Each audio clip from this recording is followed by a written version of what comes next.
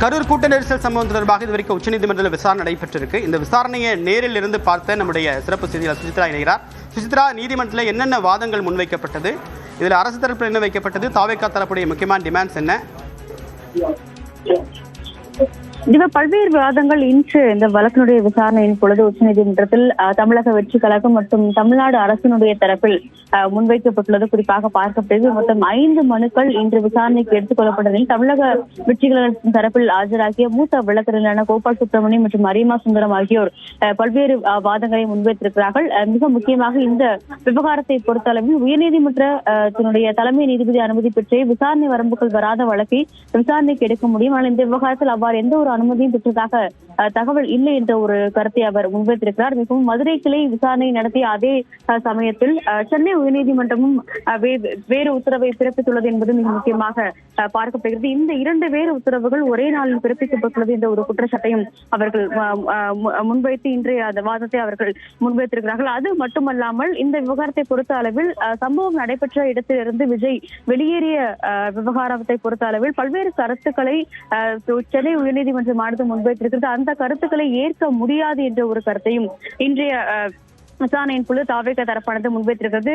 அதாவது தமிழக காவல்துறை அதிகாரிகள் காட்டிய அந்த ஒரு அறிவுறுத்தல்கள் அடிப்படையில் தான் தமிழக வெற்றி கழகத்தினுடைய தலைவர் விஜய் மற்றும் அந்த கழக நிர்வாகிகள் அந்த பகுதியில் இருந்து வெளியேறினார்கள் எனவும் அவர்கள் பஸ் செல்வதற்கான அந்த ஒரு மாற்று வழி ஏற்படுத்தி கொடுத்ததும் தமிழக காவல்துறை அதிகாரிகள் தான் என்ற ஒரு கருத்தையும் தாவேகா இன்றைய விசாரணையின் பொழுது வாதங்களாக முன்வைத்தது மிக முக்கியமாக பார்க்கப்படுகிறது. மேலும் இந்த விவகாரத்தில் தன் மீது அதாவது விஜய் தொடர்பான எந்த ஒரு பிரதிவாதியாக அவர் இந்த மனுவில் சேர்க்கப்படாமல் அவர் குறித்த பல்வேறு கருத்துக்களை உயர்நீதிமன்றம் முன்வைத்தது என்பது ஏற்புடைய வகையில் இல்லை என்ற ஒரு கருத்தையும் அரசை எதிர்த்து பல்வேறு கேள்விகளை உச்சநீதிமன்றம் எழுப்பியிருக்கிறதையும் கவனிக்க முடிந்தது. குறிப்பாக மதுரை நீதிமன்றத்தினுடைய கட்டுப்பாட்டில் இருக்கக்கூடிய ஒரு இடத்திலிருந்து சென்னை உயர்நீதிமன்றம் உத்தரவை எப்படி பிறப்பித்தது அப்படின்ற ஒரு மிக முக்கியமான ஒரு கேள்வியை நீதிமன்றம் எழுப்பியிருக்கிறது. அரசை நோக்கி என்னென்ன கேள்விகள் எல்லாம் உச்சநீதிமன்றம் தற்போது வரை எழுப்பியிருக்கிறது சுசித்ரா?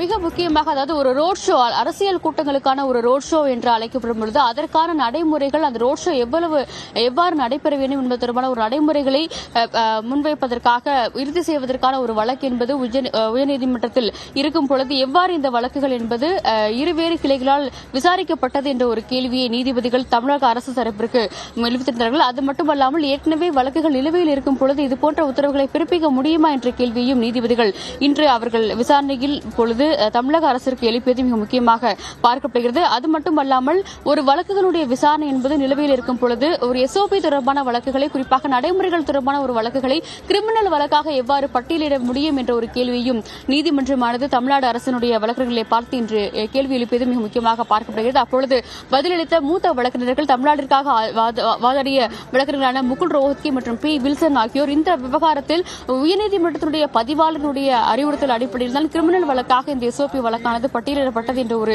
கருத்துக்களை அவர்கள் பதிலாக அவர் முன்வைத்துள்ளது மிக முக்கியமாக பார்க்கப்படுகிறது. மேலும் ஒரே நாளில் 2 வேறு உத்தரவுகள் பிறப்பிக்கப்பட்டது. இது என்ன மாதிரியான நடைமுறையை பின்பற்றி வருகிறது என்ற ஒரு கேள்வியும் நீதிபதிகள் மத்திய மாநில அரசினுடைய வழக்கறிஞர்களை பார்த்து அவர்கள் கேட்டுள்ளது மிக முக்கியமாக பார்க்கப்படுகிறது.